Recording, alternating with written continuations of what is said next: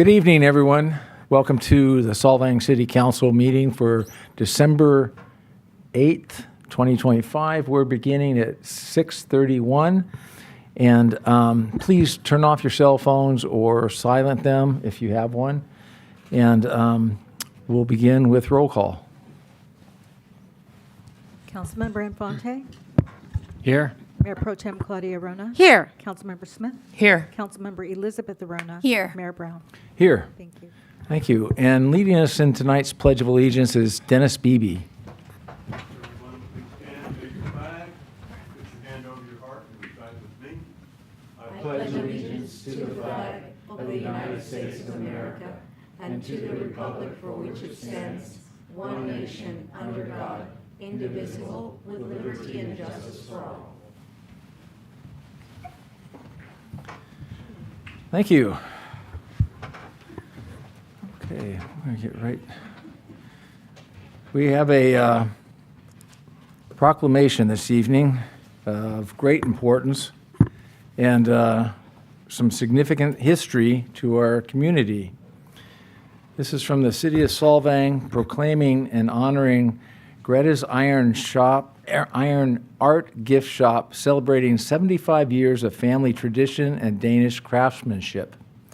Whereas 75 years ago, on December 2nd, 1950, Lily and Ernest Peterson opened the Iron Art Gift Shop at 1676 Copenhagen Drive, one of Solvang's earliest downtown businesses, built on a foundation of hard work, artistry, and Danish pride.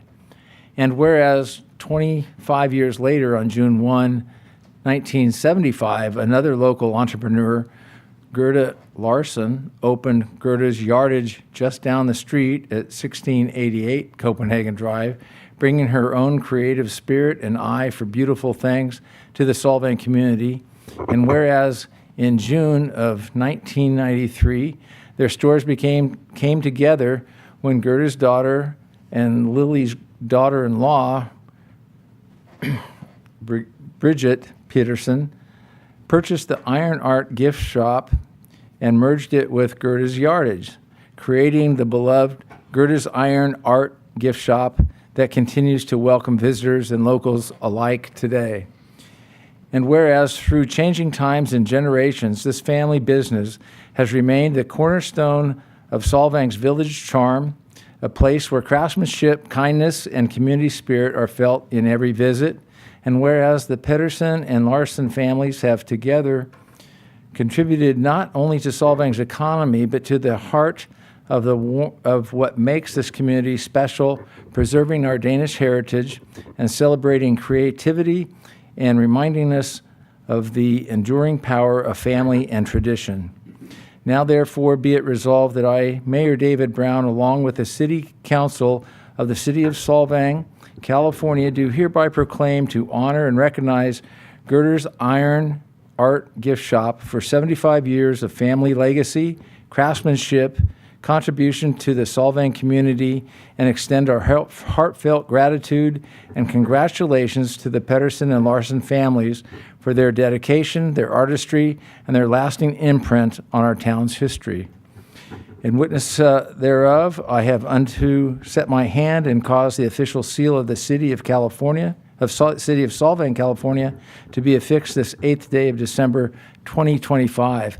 And we have quite a few folks here today from the store. So I'm going to come up and I'm going to hand this off. It's time for photo opportunities. I'd like to hear from some of you as to the history and your longevity here in Solvang.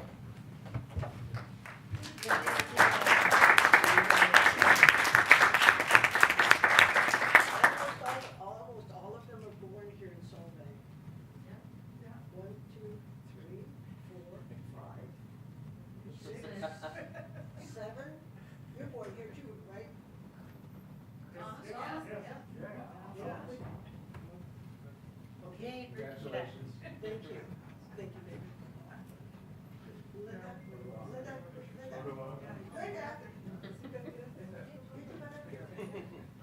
Listen to the boss. This is Linda. Linda Pedersen Moore. Her mom and dad started the shop.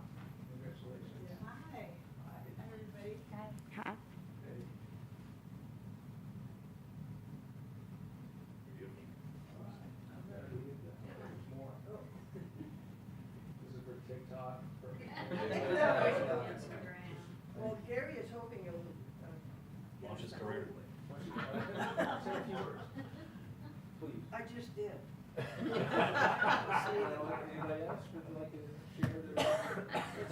It's a great honor, and I'm so happy to be able to carry on a family business. Very, very blessed. Thank you. And blessed by all these wonderful people here. Thank you. Thank you.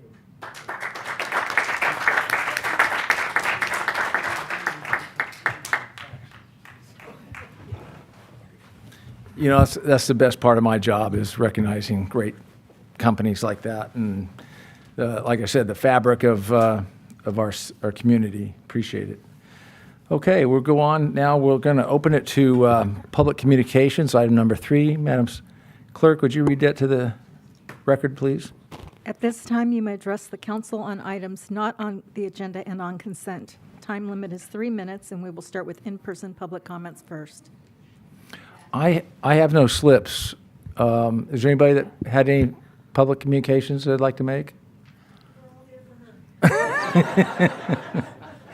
Okay. Go Chargers. All right. No, thank you very much.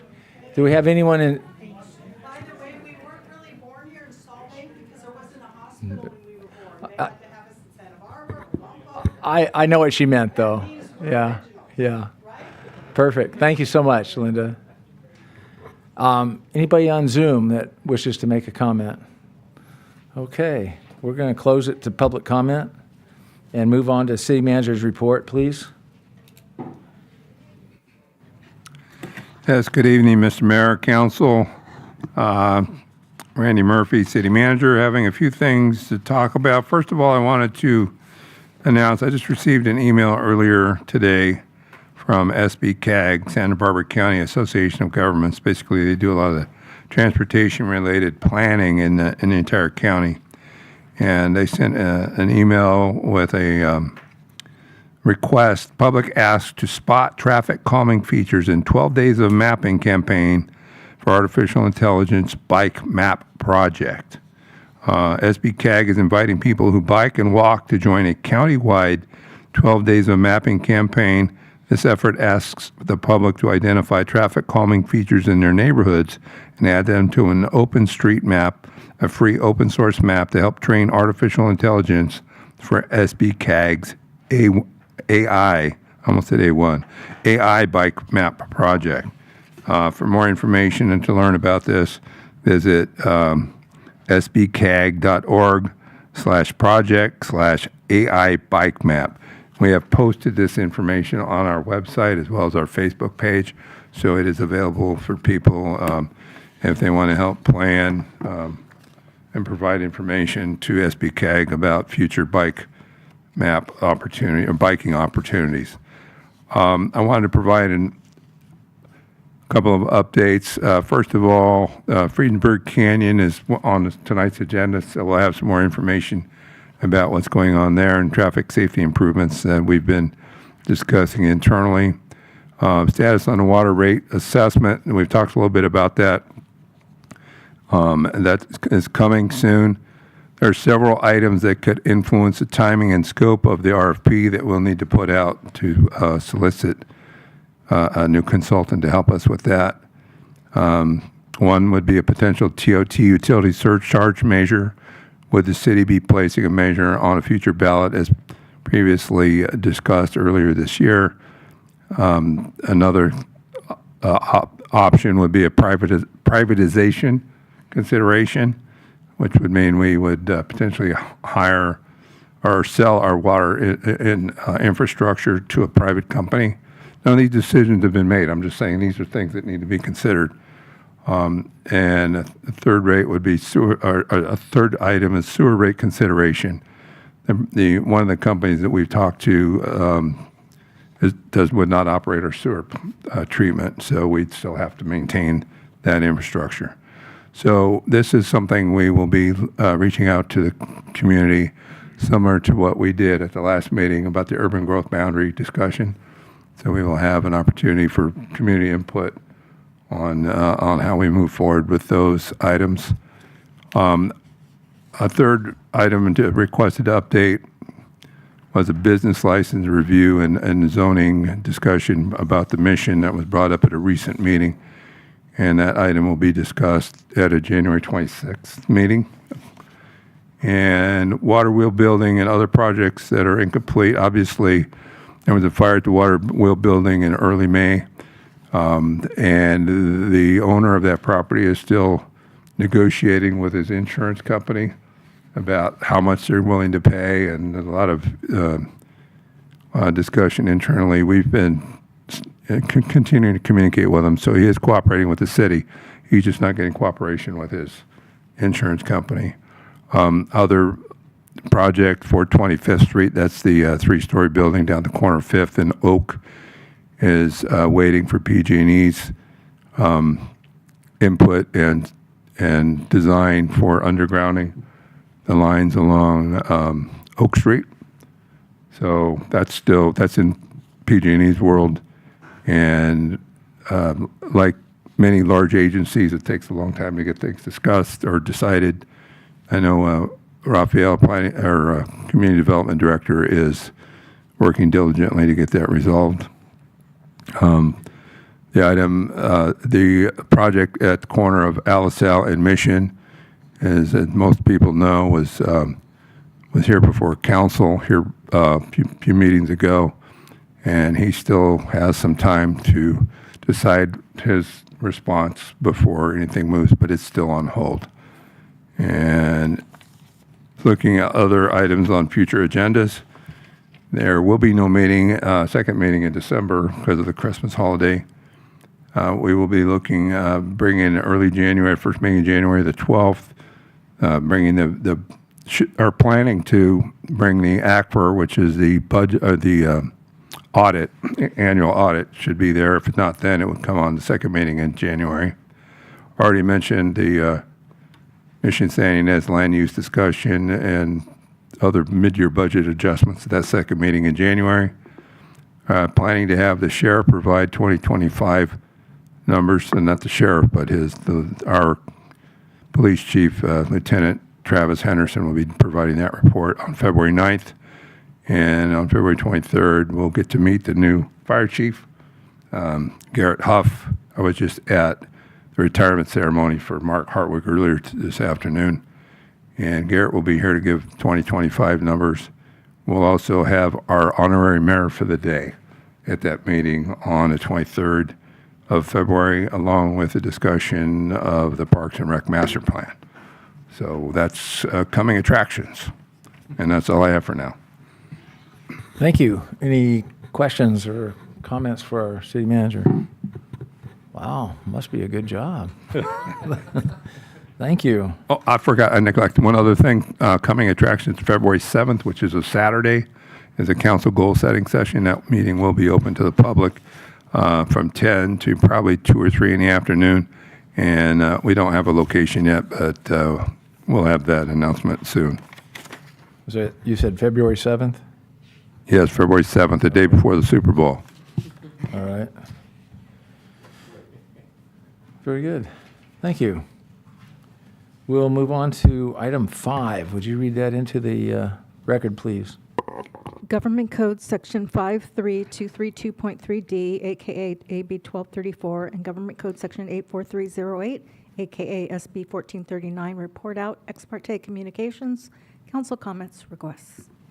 Thank you. Any council comments or concerns? Meetings? Go ahead. Ms. Smith? I went to the tree lighting ceremony on Friday. It was awesome. Good. Others? Yeah, I was there too. It was surprisingly short this year. Well, I was there too. Did want to give the shout out to, first of all, I thought it was a great program. So the Park and Rec team that coordinated all of that, pulled off all those logistics, organized the lighting show. The Christmas tree looks amazing this year, but the program was fantastic. So even though it was shorter, the raised stage gave the dancers a real better showcase, and they were fantastic. So, and the band was amazing. So just want to say, and our hosts from the visitor center did a fantastic job. So I wanted to say, great job, guys. That was really special.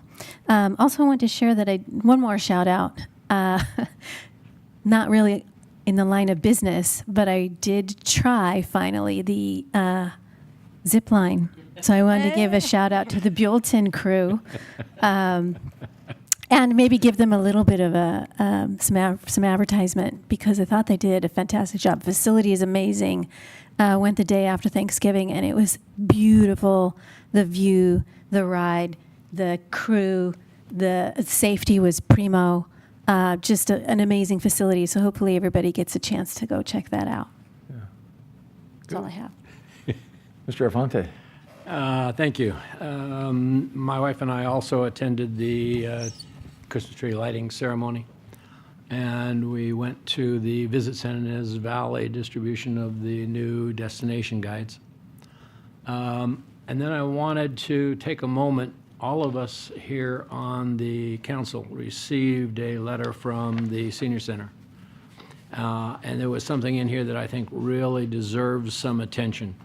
Apparently, there was a shortfall in the budget to do some things. So Dr. Ellings announced that he would contribute $1 million if they could secure $500,000 within 1 week. That's a tall task. But then Ian Jacobson stepped forward with a $500,000 gift, unlocking Dr. Ellings' $1 million pledge. Ian and his late wife Bonnie were both champions of the center, have long been central to the campaign. But I just wanted to make sure that everybody knew that Ian is that kind of a guy. He's terrific. So that's all I wanted. Thank you. Thank you. And Dr. Ellings. I shouldn't. Dr. Ellings, yes. I don't know him. I know Ian pretty well, though. And We're blessed to have these fine individuals in our community and support all the things that we do. And the senior center, I'm sure they're very grateful. And then one of our vendors is Extreme Clean, and they don't get much in the way of press, but they have impressed me with the hard work and the enthusiasm with which they do their job of keeping Solvang clean and restrooms and whatnot.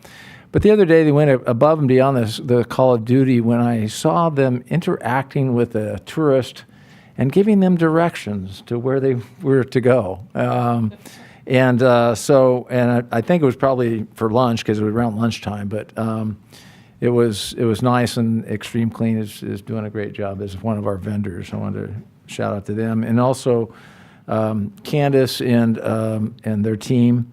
And did a great job. And I want to express condolences to the McClure family for Jenny's loss of her mother.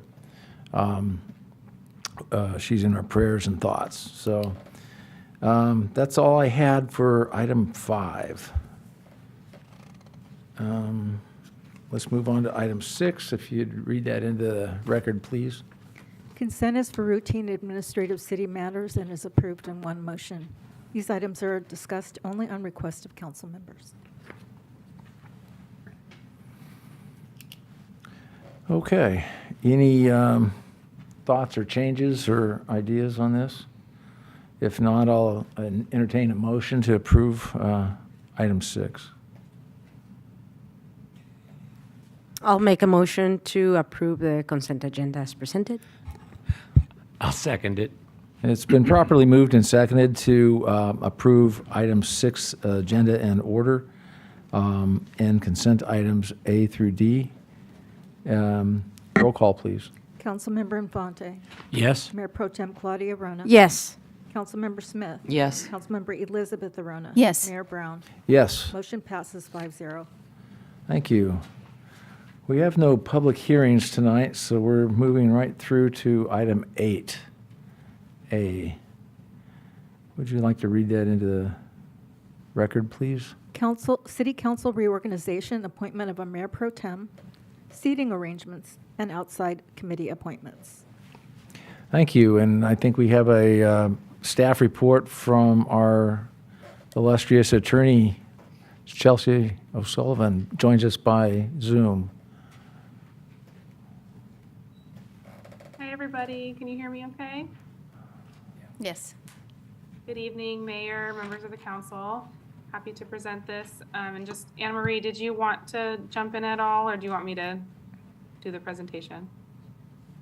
Your preference, Chelsea. Okay, I'll say my piece and you can add anything I miss. Thank you. So it's this time of year again where it's time, according to the council protocols, to set the new term for the mayor pro tem.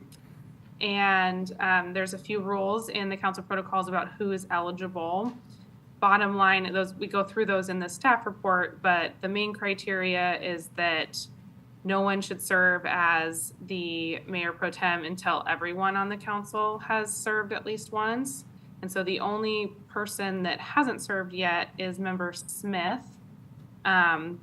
So staff would, recommend that Member Smith be given the opportunity, and then if Councilmember Smith declines the appointment, we would go through and the other council members who have served at least 1 year and already served as mayor pro tem, but then in order of their seniority in terms of time served on the council.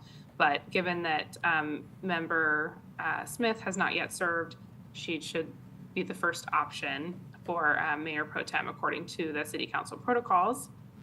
And then the second item for this agenda piece is the seating arrangement. Kind of the pattern of practice has been that the mayor chooses the seating, but the City Council can vote to have a different methodology, and staff has put forward potentially having the seats be assigned by district now that we're fully by district. So that's an option for the council's consideration. And then finally, the council should place everyone for their assignments to various boards, committees, and agencies, and attached to the staff report is the current assignments. And so we can go through and council can give direction on who should be filling those roles going forward for the next year. Thank That you. concludes my report. Happy to take any questions or if Anna Marie has any further comments.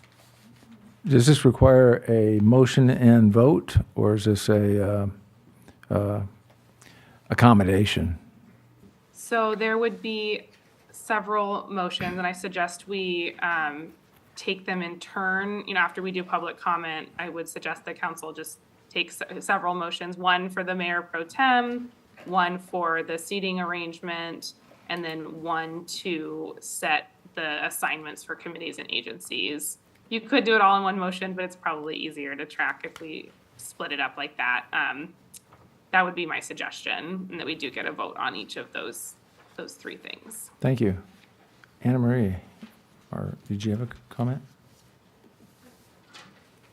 I believe that City Attorney Sullivan covered everything. Okay.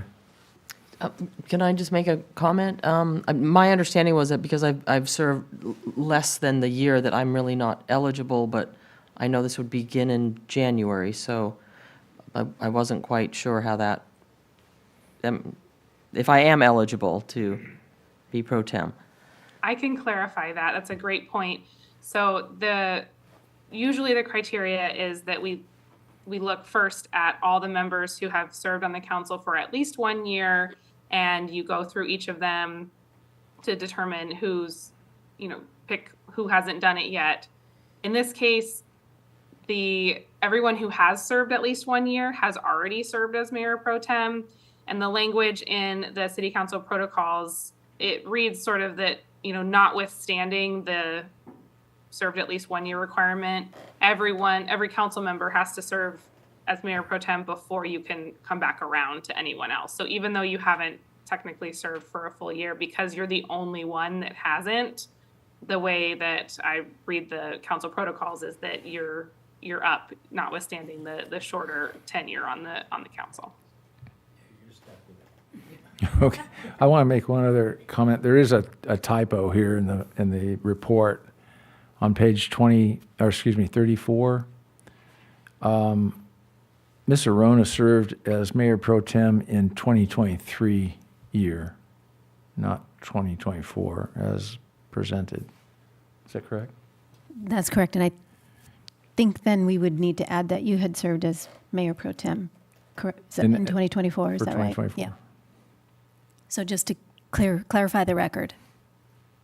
Thank you for that. Yes, current Mayor Brown served as Mayor Pro Tem in 2024, correct? Yes. Correct. Thank you for catching that. Thank you. Then I would take it back. Ms. Smith, are you available to serve? And would that be something that you would entertain? Absolutely. Okay, thank you.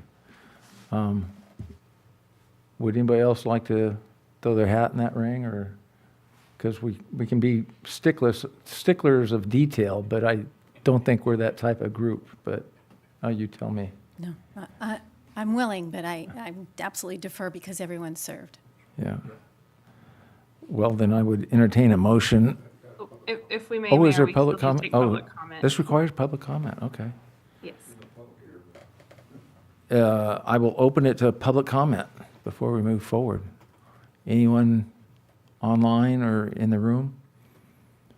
Okay, we will now close it to public comment and bring it back to the dais and entertain any motion or further discussion if you wish. I'll move that we nominate Councilwoman Louise Smith as the mayor pro tem. Yeah, I'll second that. Roll call, please. Councilmember Smith. Yes. Councilmember Claudia Arona. Yes. Councilmember Elizabeth Arona. Yes. Councilmember Infante. Yes. Mayor Brown. Yes, Motion passes 5-0. congratulations and thank you. You get a raise and everything. Okay, moving on to the item, Yeah, it's seating arrangement. Seating arrangement. item, Thank yeah, seating arrangements. I'm sorry. I think mine goes, okay, seating arrangements as part of that conversation. Any recommendations or changes that anybody wishes to make, or are they, you want to go by district 1, 2, 3, 4, or do you want to, are you comfortable where you're at? I like where I'm at. If there's no changes to be made, I'm okay with that, too. I think- Anybody, I don't remember how we got to where we are. Yeah. I think it was just personal preference. Everybody just jumped down into a chair. I don't remember that we had any real rules. Is there Yeah, any, usually the mayor pro tem sits at either the left or the right of Right, the correct. Mayor pro tem is supposed to, Yeah. yeah. I don't mind switching back to D. Ernest's old seat.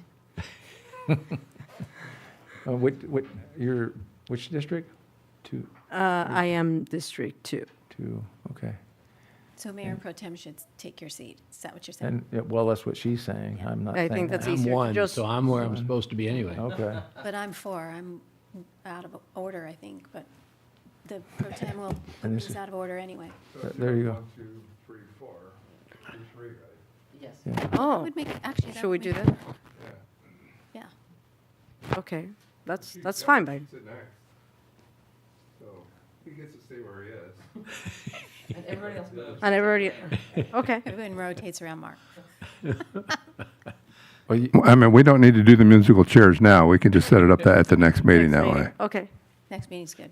okay. Okay. So how's it going to run? So from my right, By district. by from district? your right. From my right. So it's Okay. me, So Claudia, everybody changes except my Louise. and Mark. and Elizabeth. Yeah. Okay.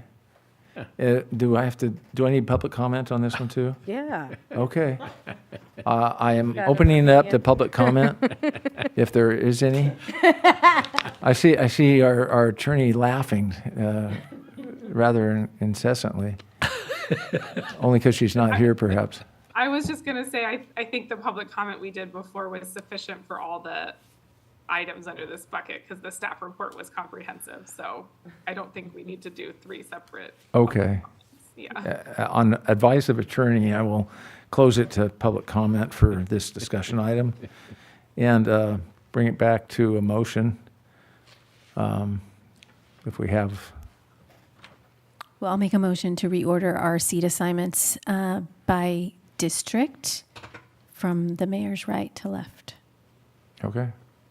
I'll second.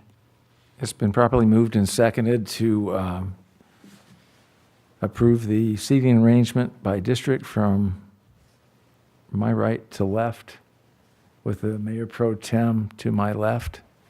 And roll call, please. Councilmember Infante. Yes. Councilmember Elizabeth Arona. Yes. Councilmember Claudia Arona. Yes. Councilmember Smith. Yes. Mayor Brown. Yes. Motion passes 5-0. Okay, now let's get into the real meat of this, is our boards and committees. Right now, for SCAG, it is presently myself as the representative, and the alternate is Claudia Arona, who was at the time Mayor Pro Tem. Do you wish to change, or are you okay with that? I'm okay with that. You're okay with that? Yeah. Is there any concerns or issues? Okay. Air Pollution Control District. Again, that's the same days usually as the SCAG meeting.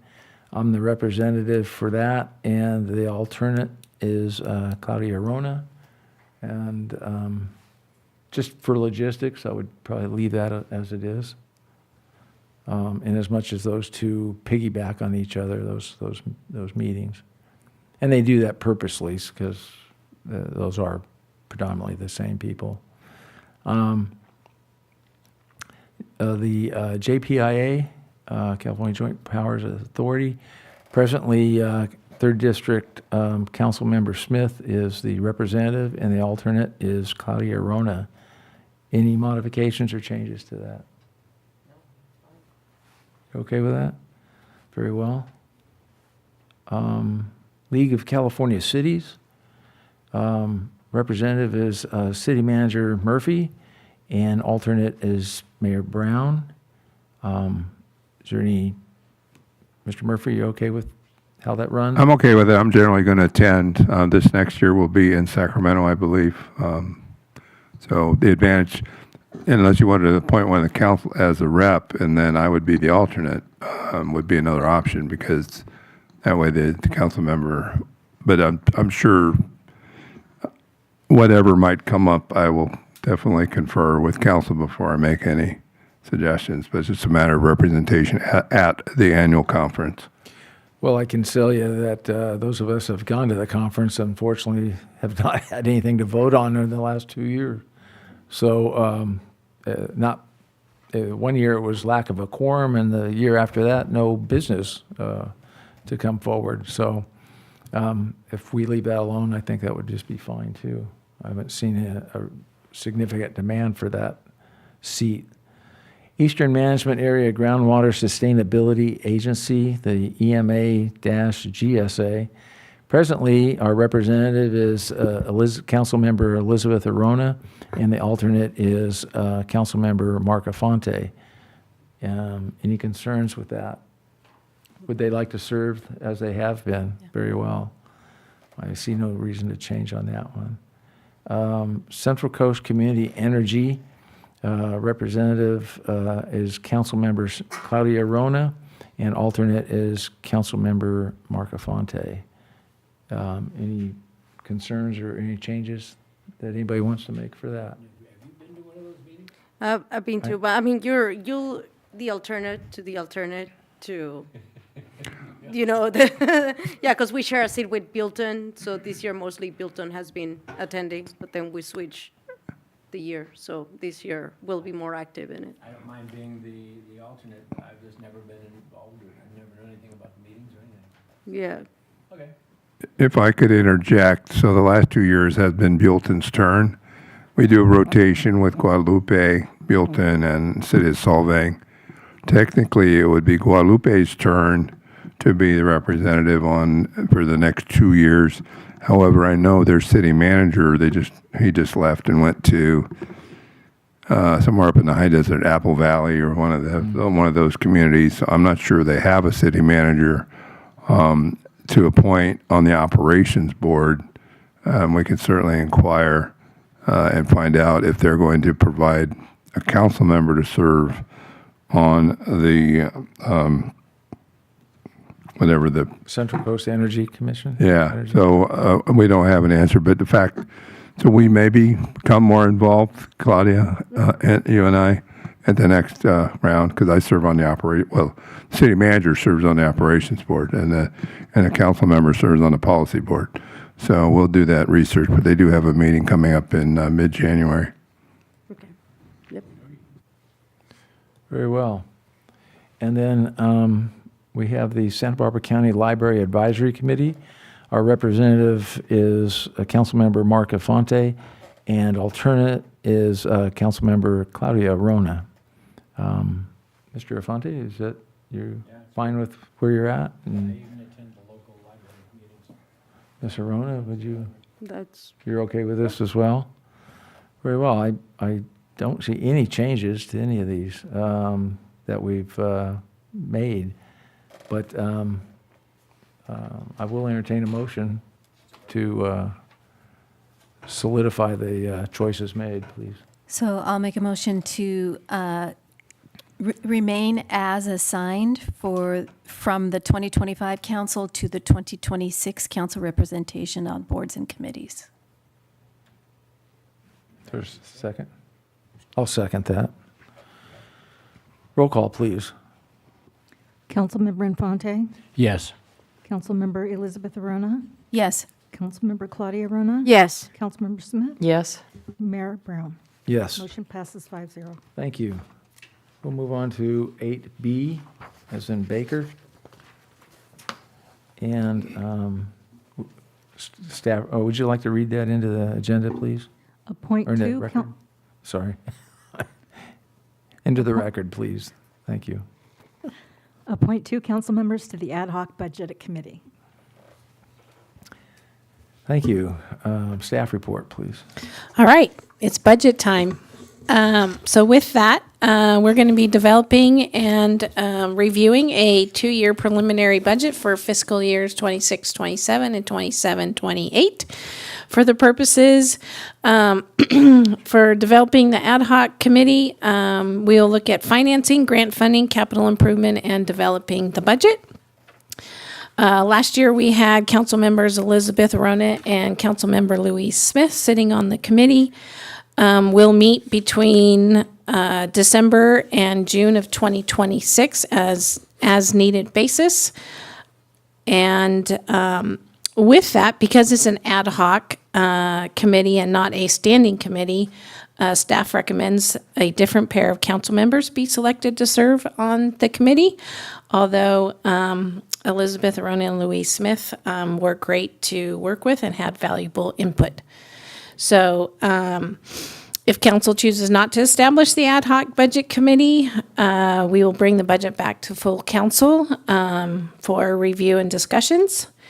And we are having a RMAC meeting, and we're going to ask a member from the RMAC to participate on the budget ad hoc if you guys decide to establish that committee. That's all I have. Thank you. Yeah, I think a committee's worthwhile. We have to do ad hoc, and we cannot have more than 2 serving, or we would violate the Brown Act. Right. Right. So, And Wendy said that these two ladies are better than Claudia and I. That is not what I said. I did not do that. I did not say that whatsoever. But I thought it. maybe some disinterested bias there, perhaps, but or leading the witness here. Yeah. I have no objection to keeping the two ladies on there. They have been doing a good job, and if they're both willing, I'm with it. Claudia. Chelsea has a comment. Yes. Chelsea, go ahead. Uh-oh. I thank you. So as Wendy said in her presentation, staff's recommendation is to rotate through the council members, because one distinction between an ad hoc committee, which does not have to follow the Brown Act noticing requirements, is that it doesn't have the same membership or the same jurisdiction from year to year. So to help distinguish this year's ad hoc committee from the prior year's ad hoc committee, we recommend either both or at least one of the members be different for this year. Not that they, can't serve in future years, but to try to kind of keep a mix going so it's clearly a different body going forward.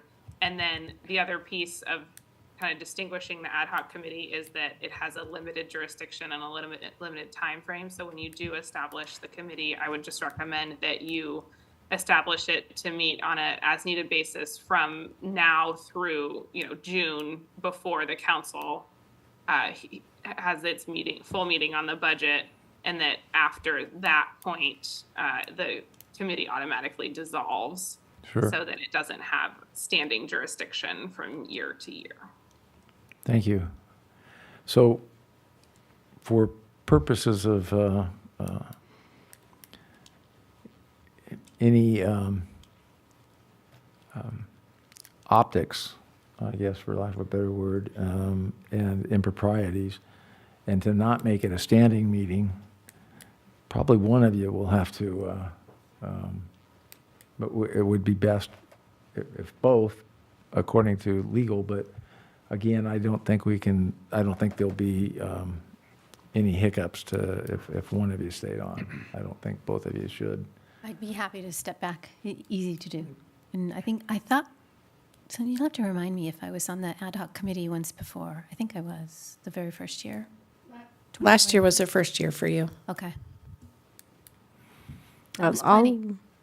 That was plenty. Was it busy? I'll step up if, You should. yeah. And And I think it makes sense to keep somebody from the previous year for the sake of continuity. I mean, I'm happy to stay on, but I'm also happy to step off too. But, I enjoyed being on that ad hoc committee, so. I'm all for Claudia and Louise. I'm sure you, don't get me wrong, I'd love to put my hat in the ring, but I don't have the bandwidth, so I apologize. I just realized that I don't for that committee. But I will be reviewing everything quite thoroughly, I assure you. We would like to open it up now to public comment, if there is any. Mr. Dennis Beebe, thank you. Thank you, Mr. Mayor and council. Thank you for your continued service to our community. I endorse the compromise of maintaining at least one standing member of the committee for corporate memory. Otherwise, you can enable hitting the ground running a little faster if at least one member of the committee stays on. Thank you. Are there any other individuals on Zoom or otherwise? Okay. I appreciate Mr. Beebe's ideas, but please, for nomenclature purposes, let's not call it a standing committee. It's an ad hoc committee, for the record. Just my attorney's nodding her head. Yes, this is good. So we're back. I'm closing it to public comment and bring it back to the council for any further discussion or a motion. And I think we have a motion in the report. If somebody would like to, I'll make a motion. I'll make a motion to first establish the ad hoc budget committee for a temporary period of starting now through the June budget cycle, with at least 2 council member representatives included, to be council member Claudia Rona and council member Louise Smith. thank you. I'll second. It's been properly moved and seconded to accept if you'd like to read it back, you can read back the motion. I'm going to try. It was a motion by Elizabeth Rona to establish the temporary ad hoc budget committee for the term of 12/8/25 through June 30, 2026, and to authorize the ad hoc committee members to be Representative Claudia Rona and Councilmember Smith. Thank you. And a second by Mayor or Councilmember Infante. Okay, it's been properly moved and seconded. Roll call, please. Councilmember Infante. Yes. Councilmember Elizabeth Arona. Yes. Councilmember Claudia Arona. Yes. Councilmember Louise Smith. Yes. Mayor Brown. Yes. Motion passes 5-0. Thank you. And there's one other item you had with regards to RMAC? No, Okay. we just have an agenda item that's tentative to appoint an RMOC representative to be on the ad hoc, providing you guys created the ad hoc committee. Okay. That's all. They would appoint it themselves, though. They would, we don't need the council to appoint that. Yeah. Okay. They And just need that's- us to approve an ad hoc committee then, is what they were looking for. They will. They'll Establishment appoint of an somebody. ad hoc Yeah. committee. Thank you. Okay, we're able to move on to item 8C. And would you read that in the record, please, Ms. Clerk? Approve Amendment Number 2 to the agreement with Tetra Tech for scope modification to Friedensburg Canyon Road Multipurpose Trail MPT project. Thank you. Staff report, please. Okay, so earlier this summer, I was approached by a community member regarding the Friedensburg Canyon Road Multipurpose Trail. And the suggestion was to consider doing a one-way on Friedensburg Canyon and using the existing right-of-way as opposed to expanding or widening the right-of-way and doing the retaining walls that would be required for that expansion along the southern part of Friedensburg Canyon. So I thought that was an important consideration for us to take on the design side and see if that made sense and just look at it as far as doing like just kind of a preliminary budget to see what the difference would be, and then also doing a traffic analysis, operational analysis on the turning movements from one side to the other. So I spoke with Tetra Tech, who is the current engineers on the project, and their traffic engineer about this, and they provided me with a scope that I'm presenting to you today for that analysis. And within this, there would be, basically, they would provide us a site plan for the retaining wall and one for the one-way. They would do the operational analysis for the one-way, and then they would also provide estimates for both of those at a 15% level with this scope. And the scope that we have currently includes construction administration, which is maybe further out than we think it is. And so I thought, as opposed to adding additional budget to the overall project, we could take out the construction engineering scope and use that money without changing the budget, use that money for this analysis. Because, if this analysis turned out to where it was, the one-way was a good idea, the council, the community liked that idea, then we wouldn't ever get to construction, on the retaining wall option. So that's what you're seeing here to do today. It's Amendment 2 to the existing contract, and it's amending just the scope of the project. There's no budget changes necessary for this. And so the total lump sum amount would be $30,000, and then that would just be removed from the tasks H through J in the existing contract that we have with them. And then would be a small $3,322 left over, which I would keep just in case we ended up actually going to bid on the project and they could help support that with task G. So that's what you're seeing today. Thank you. I have two questions. One, could you share with me how they envision this, from where would be the starting point of the one-way to the ending point of one-way, and which direction you think it would go? And how does this multi-purpose trail fit in with the potential multi-purpose trail for the bike as well, the bike lanes? Because that's on the table and that engineering is starting. as well, because if this is one of those alternatives, maybe there's additional capital from that end to help with it. So the one-way currently is being studied from Viborg to, from Chalk Hill to Viborg, so it'd be going northbound on the road. And in talking to the traffic engineer, he was the one who suggested that based on the location of the signal as well as the location of where people could actually turn around. You know, if they get to a point, it would be easier, they'd have to go to turn around going north on Chalk Hill, you'd have to go almost all the way to Skip Mesa. It's not really that safe to turn around by the cemetery. So as the opposite direction. yeah, as opposed to the opposite direction. The opposite direction, you know, you can go up Aliselle or you can turn around right there at the end of, you know, where the T is for Friedensburg Canyon. So that's where the one-way came from.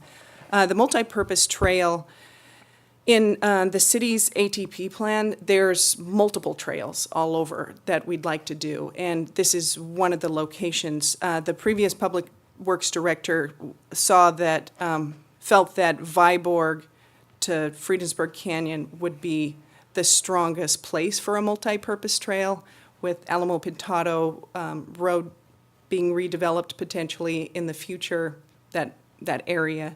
And then with the improvements along the bridge and the connectivity there. So that is one of the locations that is in our ATP, but it's also potentially a location that we would look at for the river trail, which is what I think you're referring to, and that coming into play. So the river trail itself that I brought to council at the last meeting, this is one of the potential locations. You know, there's really three strong locations in Solvang, along Fjord, through Mission Drive, or north of that and through Friedensburg Canyon. Mm-hmm. So those are kind of probably the three most likely at this time, just given other constraints of the fourth option. So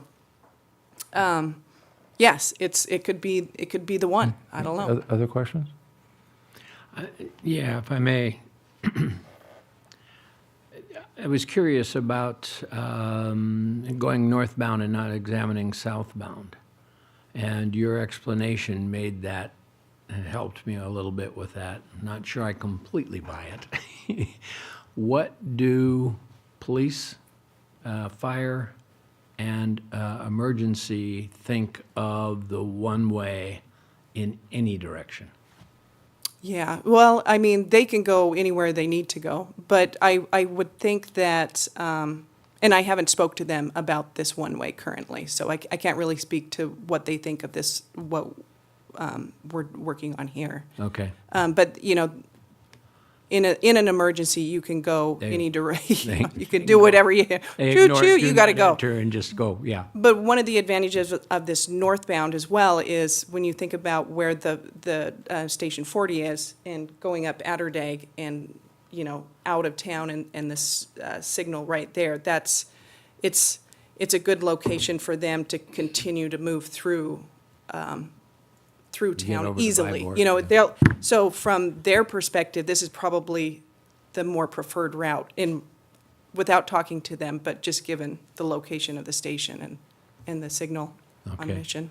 And even though we're looking at a one-way versus the retaining wall option, the one-way would still have a path on the side for pedestrians, bicycles. I guess that's about it. Yes, yeah, so there would still be the multi-purpose trail, for sure. Yes, absolutely. And it would just be basically taking, one lane would be removed, and that would be the multi-purpose trail. And there would be, appropriate barriers between the vehicles and users of the trail.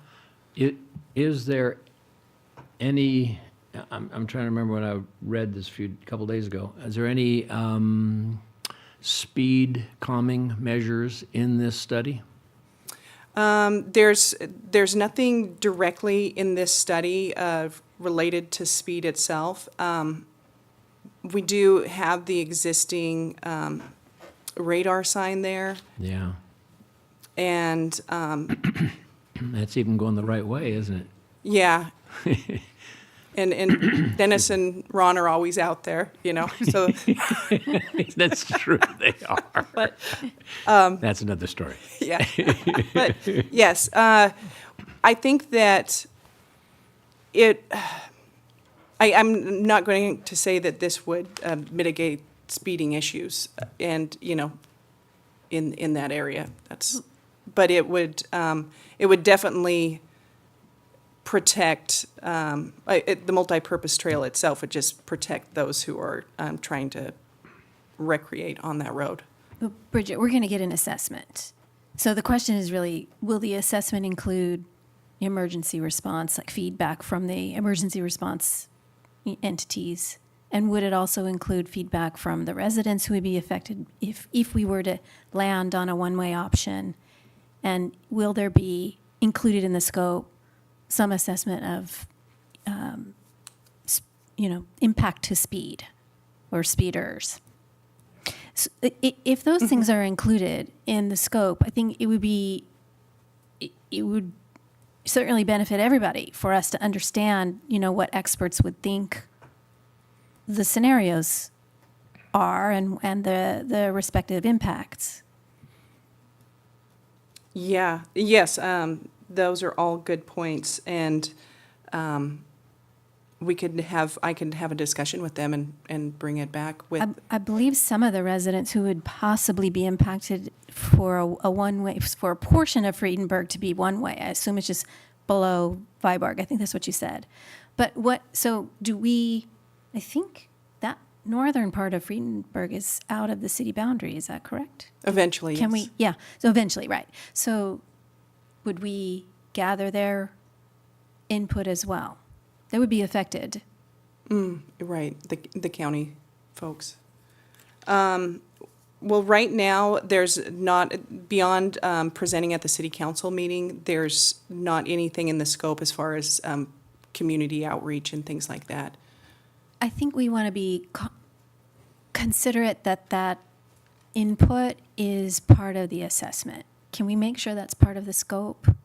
Or Yeah, okay. yeah. Something to keep in mind, that this is a preliminary study. It's not designing anything. It's not, Right. I mean, there's a little bit of design, but 15%, I think you said. So, the major scoping and the thing that's going to show us is what is the cost difference between, because we know building retaining walls to widen the road to accommodate the multipurpose trail is going to be prohibitively expensive versus utilizing existing road service, putting up some kind of a barrier, K-rail or retaining wall, or I'm not a retaining wall, but guardrail or something, and then it would significantly reduce costs. But the larger part is getting the community input from public safety, from the other people that live along that corridor that would be affected by it. We certainly can include some of that here, but my experience has been when you ask people their opinion, they don't pay attention 100 of them. until later on when the construction's begun or completed, and they go, "How come you didn't ask me?" Even though you did, and they just didn't respond. Yeah. I just want to make one other comment before we get to voting, or if we're ready for that. But I first of all, I wanted to say creative scenarioing is fantastic. So I love what you did with the numbers and listening to input, because that section of the traffic fair is tough. It's really tough, and it's notorious for lots of issues, whether it's speeding or accidents and so forth. And we know we're on a path to improve and expand and put some pedestrian, access there, which means we should be looking at everything. But the fact that you did it in a way that says, hey, well, let's move these numbers around too, is fantastic. So I want to give you real credit for that. Just want to make sure that thinking of this as a feasibility assessment, like what are the scenarios and how would they work and what are the impacts, let's make sure we take advantage of what else can be in that scope. We do it once. Yeah, that's fair enough. Any questions on this side? I think the only comment I would have would be the direction of that one-way, particularly if there's an emergency. Nobody's going to be going into the canyon. They're going to be coming out of the canyon if there's a fire or something along those lines. So I don't see them hurrying to get up there. I see them hurrying to get out.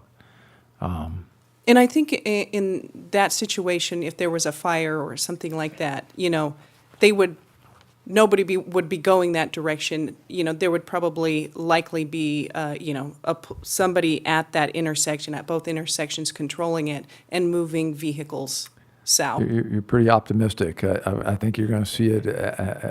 It's going to be not even organized chaos. It's a mass exit. And they can always use Viborg too. They can, but I'm just saying that that's my biggest concern is emergency exit. Egress, yeah. Yeah. Okay. I'm going to open it for public comment. I see we do have somebody, Mr. Beebe. Please come up and share with us. Thank you, Mr. Mayor. Dennis Beebe, Solvang. I guess the reason we're even considering one way is to reduce costs, the cost of widening the right-of-way. And it's been suggested by a resident and a traffic engineer that we go north one way.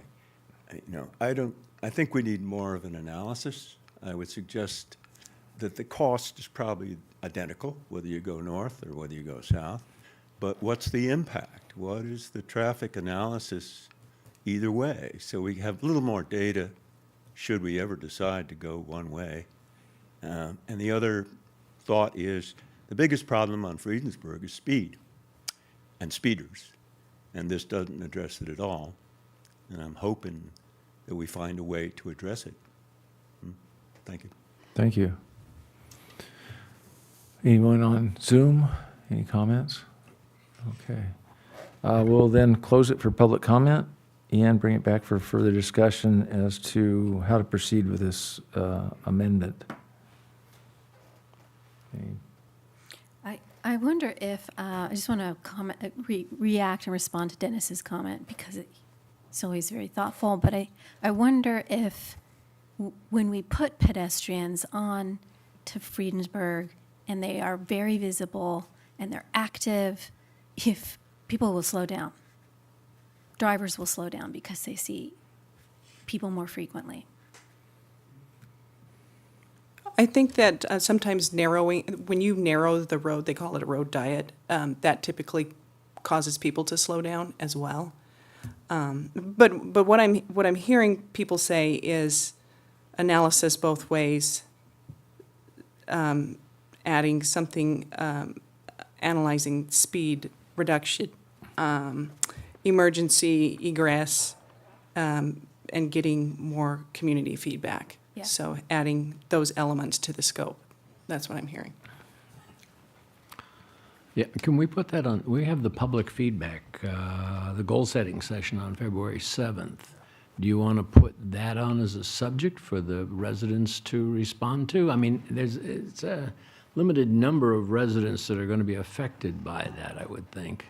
But anyway, that might be a possibility to discuss. Well, it could be part of the discussion, certainly, and, we'll be bringing several items to council in that meeting. Unfortunately, those meetings typically attract as many people as we get for council meetings. And like I said earlier, typically it's not until it's done that you get the feedback. Well, So, how will this, let's say the results, so we get the assessment and the analysis back, how will that come back to us? What will be the procedure for us to see those outcomes? For Before we the decide, which the direction we study. go? Yeah, so what's included right now is doing the analysis and then presenting to the city council the findings. Okay. That's how it would currently come back. Super. And in that case, I'll make a motion that we approve Amendment Number 2 to the TerraTech Agreement for the additional scope of work to perform the traffic analysis to develop design options. I'll second it. Can I ask a point of clarification before the vote is taken? Of course. There were several items that Bridget listed out to add to the scope. Is the council making the motion for the scope as currently presented in the staff report, or are you asking staff to go back to Tetra Tech to see, cost out those additional items? Yeah, that's an excellent question. Let me ask you this, Bridget. Will those additional items that have been suggested increase this study cost? Yes, they would likely increase it just because of the additional time, Yeah. taken. We still have $3,322 in the task G. And so, if they could include this additional scope For the 3,000? for that, then, maybe that would work. I mean, that would be my approach when I speak with them. Okay, in that case, I would alter my motion to approve the amendment number 2 to Tetra Tech agreement, including those items that we have brought to the attention today. Is that Oh. legit? Does that Do you want to make your include? second? Yeah, I'll second it. Okay. I'd like you to read that back if you could. So we all have a good handle of what it is we're going to vote for. Please.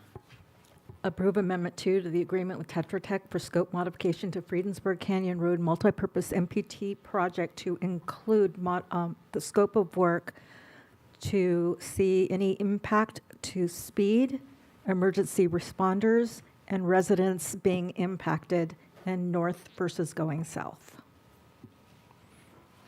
Fair enough. Okay. Roll call, please. Anna Marie. Councilmember Infante. Yes. Mayor Pro Tem Claudia Rona. Yes. Councilmember Smith. Yes. Councilmember Elizabeth Arona. Yes. Mayor Brown. Yes. Motion passes 5-0. Okay. Very good. Thank you. Move on to item 8D, as in Delta. And would you read that into the record, please? Award agreement for comprehensive emergency planning services to Atlas Planning Solutions. Thank you. Staff report, please.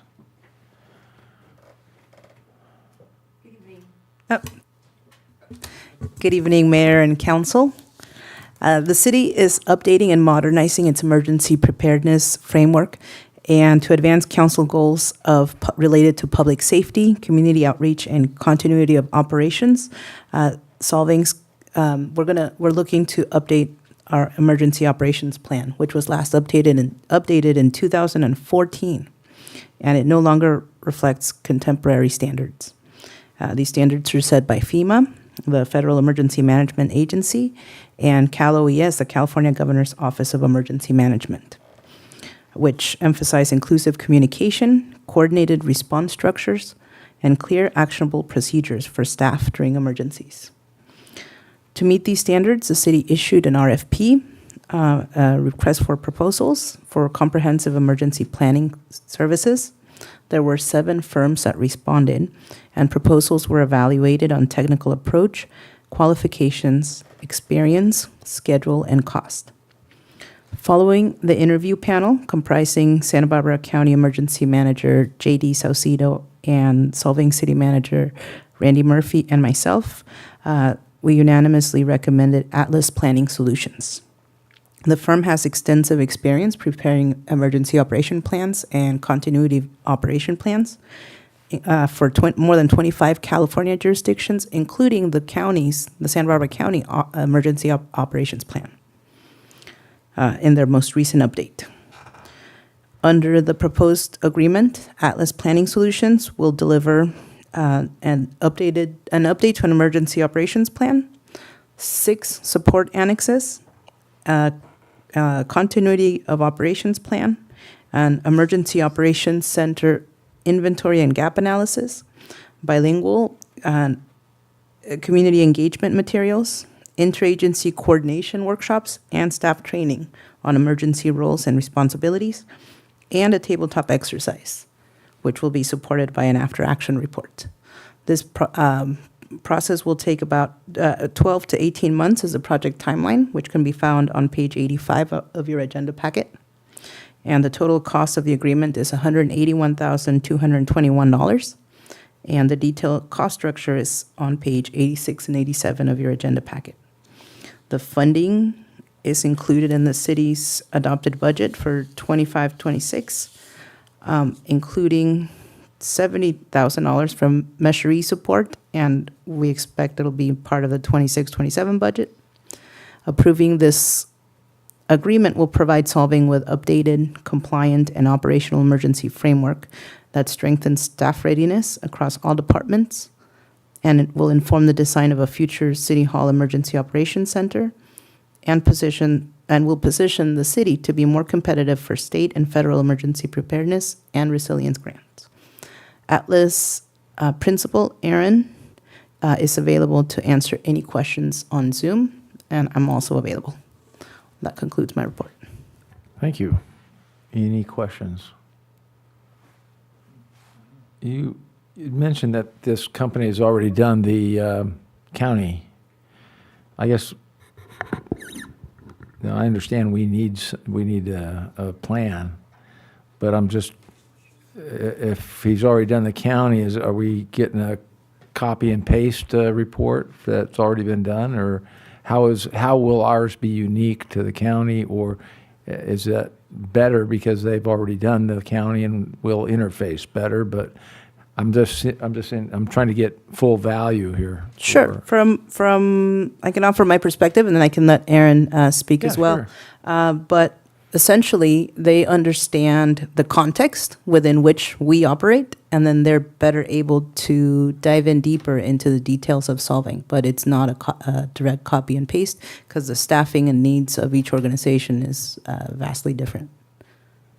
And does this include training for our team? This does include training. It includes an exercise, a tabletop, an after-action report, which is basically we do the exercise and then we see what went well, what could have gone better, and the report afterwards saying, here's how you can improve once you've tested the emergency operation plan in training.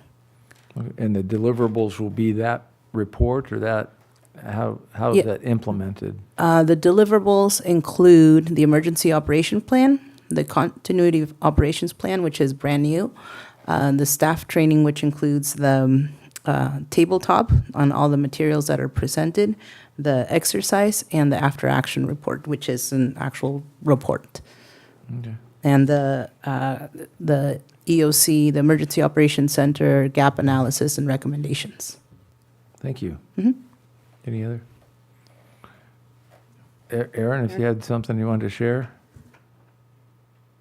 Just good evening, Mayor, council members. It's honor to be here tonight. I'm concur with everything Olivia said, and for us, having recently worked with JD at the County of Santa Barbara, we understand the county's perspective, and now our goal is to really understand Solvang's perspective and needs, and make sure that your plan works for you, your staff, and integrates nicely with what the county is already doing as well. So we already have some understanding and knowledge of what's happening in the county, but now it's really time for us to roll up our sleeves, work with city staff, and make sure we're giving you a plan and training materials that actually work well for your staff and your needs. Thank you. I think that interlock with what the county has organized is probably really important. It is a value add in the way this could be structured. There was just one question. I want to make sure I read this correctly. There is a subcontractor included in the scope. Is that right? And what is the division of effort there? Aaron, do you want to speak to Yeah, that? happy to answer that. We do partner with another firm called Navigating Preparedness Associates. I've worked with their principal owner for the better part of the last 12 years. And he and I actually partner on many of our projects throughout the state. Lee's team brings a lot of capabilities from the continuity of operations perspective. And so they'll be leading that particular effort on this scope of work. And then our teams will be collaborating together on a lot of the training and exercises as they have a number of staff members that can help support that, that help bolster our staffing needs. so on that point, was the subcontract included in the, or was that partnership also the engagement structure with the County of Santa Barbara work that you did? Yes, it was. Okay. Thank you. Okay, Mr. Murphy. I just wanted to add, when I started a little more than 2.5 years ago, I saw tremendous gaps in the city's emergency preparedness, to the point where it made me extremely nervous that if we were to suffer a disaster of any magnitude, that we would be dead in the water. As I've expressed before, that's one of the driving forces behind reactivating the assistant to the city manager position, which Olivia is more than adequately filling. And understanding that, I mean, a continuity of operations plan, we've never had one. What happens if we don't have this building anymore? We don't have a plan. I mean, we could cobble something together pretty quickly. I'm confident of that. But for a few weeks at least, we'd be kind of going, what next? But that's the purpose of having those plans and doing these tabletop exercises so that we can be prepared when, not if, disaster strikes. So this will read pretty much like a playbook, and depending upon what the situation is, we would go to that particular play. Making sure we have another place to go, making sure we have laptops and other things, and we have most of our system in the cloud now, so it's just a matter of getting connectivity and having those. But that's what the plan will help us develop, make sure we have those things set up. Olivia and I were at some emergency training last week and having contracts for making sure we have fuel for the generator, for instance, need to be part of that plan, which we don't have. I mean, those are a lot of, like I said, there's so many gaps. It makes me extremely nervous. And this is one of the first really significant movements we've made in getting those gaps filled and making me sleep a little better at night. Good. Right now, the way you have it structured is we're going to pay 100% of this. Are there any grants or other things that can help us through? Were there any grants or anything available to the county for their? There currently is not. We can delay doing this until we have potentially a grant. And curiously enough, our grant writers are on the line waiting to talk about the next item. We have had conversations with them about it. There is currently nothing available, so we could wait. But as Olivia pointed out in her staff report, getting this done positions us better for other larger grants, fire mitigation grants and other things that we've been needing to do for a long time that we've done a little bit of. But this is a big step in making us better qualified, better positioned to get some of those other grants. Thank you. But we couldn't get grants retroactively, I suspect, yeah. Okay. Okay. Any other questions? If not, I'll open it to public comment. Do we have anybody online that wishes to speak? Anybody locally in the room? Okay. Well, we'll then close it to public comment and bring it back to the council for final discussion. Any concerns or I don't disagree that it's something we should be doing, but I just want to make sure that we're doing it right and we get value. Sometimes I get tired of handing everything off for another report. I think this has got that value, but I just want to make sure. Well, let's be I think of it as a playbook. It's not a report. Am I thinking about it correctly, guys? I hope it's a playbook. Yeah, that's correct. The emergency operations plan is something that should be exercised and continuously evaluated and iterated on, but we don't even have something that is current at all. In 2014, everything was different. So. This is a roadmap how to execute. It's not, we already know our gaps. It's not an assessment of our gaps. This is going to be a deliverable that is a product we can use. Actually, that's a question. I want confirmation. Yeah, that's correct. Well, I'm open to any motions that others would like to make. I'll move to approve the agreement with Atlas Planning Solutions. for the Comprehensive Emergency Planning Services. I'll second. Okay, it's been properly moved and seconded to approve the contract with Atlas. Roll call, please. Councilmember Infante. Yes. Mayor Pro Tem Claudia Arona. Yes. Councilmember Smith. Yes. Councilmember Elizabeth Arona. Yes. Mayor Brown. Yes. Motion passes 5-0. For purposes of clarification, please, is that whole motion recommended, the recommended motion part of that? Because it does include necessary budget adjustments. Is that what's written in the staff report? Yes. It does Thank you. include that. Thank you. We'll move on to item 8E as an echo. Would you read that into the record, please, Madam Clerk? Approve the Second Amendment to the agreement with California Consulting. Staff report, please. Yes, the city entered into an agreement with California Consulting in December of 2023 and extended it in 2024 for 1 year.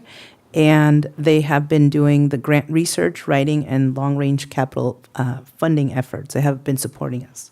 Since then, the firm has become central to our grant strategy, and they've submitted major applications for on the city's behalf, most notably the federal appropriations request for the wastewater treatment plant upgrades, and helped secure the recently awarded $1 million now signed into law. They also track competitive grants across wastewater, mobility, resilience, parks, and they meet monthly with staff, and they coordinate directly with agencies such as the EPA, the USDA, the Bureau of Reclamation, and FEMA to position Solvang not just immediately for now, but for future cycles. Altogether, they've put together 15 grants that are either in progress or they have written them, or we are in the process of writing them with staff.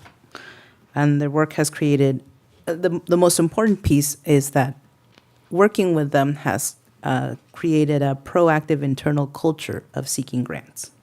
Department heads are now assessing eligibility earlier in their project planning, which strengthens our long-term capital improvement plan and helps us compete despite being a non-disadvantaged community. While sometimes there's up to 5 staff that join our meetings, our grant meetings, from California Consulting, we have 1 lead writer, and she manages most of the work. But because we have that flat monthly fee, our fee stays the same regardless of how many additional specialists participate. Amendment number 2 extends the agreement through December 2026 at the same amount of a monthly rate of $4,600, which is an annual cost of $55,200, and that brings the contract to a total amount not to exceed of $163,800, and that's for those 3 years. Maintaining continuity at this stage protects our momentum and preserves the city's competitiveness for high-value grants. Staff is recommending approval, and California Consulting staff is here and available this evening to address any questions about any grants in the pipeline, and we're available as well. Thank you. Any questions of staff?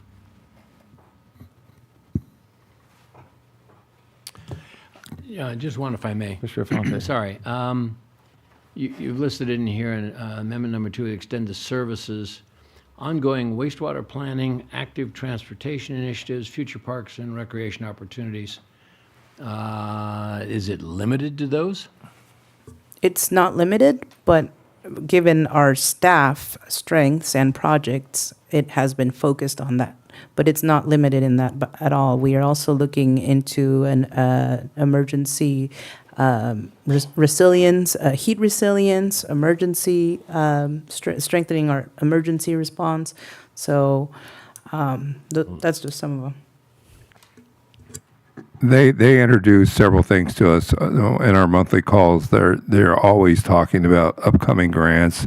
We get newsletters from them frequently.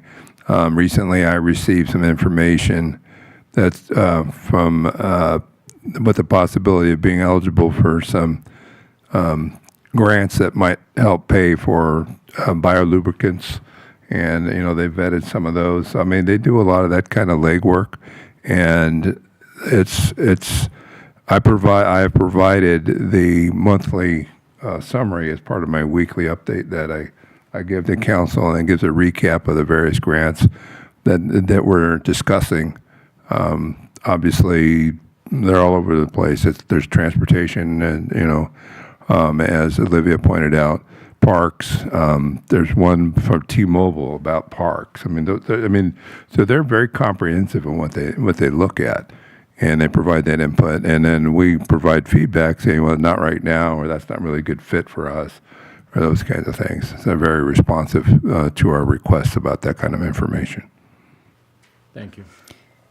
And if I could add, we really try to focus on large grants that are worth staff time ultimately to be pursuing and well within our focus area, because we're so small in terms of staff, but we want to accomplish a lot. So we want it to be grants that already fit within what our goals are, what council goals are. Well, grants are very important for their taxpayers, and they see that money going out, and now they want to see, that return, if you will, whether it be grants or otherwise. And I guess my only concern is, and I shared this with a manager, that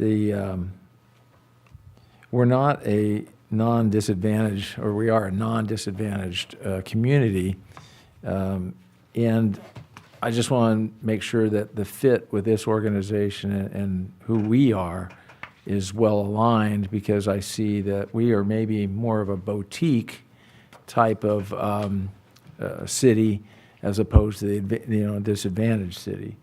And are we aligned in that regard? Because are those grants or their wheelhouse or their strength might be to those the disadvantaged communities, and because I haven't, while I appreciate the grant from Salud Carbajal, the grant, but the win-loss column's not impressive, I guess, would be for, call it as you see it. And that was my concern. Are we aligned well? Is this the best company for us to be associated with for these requests that we're going after? Steve, you want to handle that? Or I see Therese has raised her hand. So let's let Therese address that, please.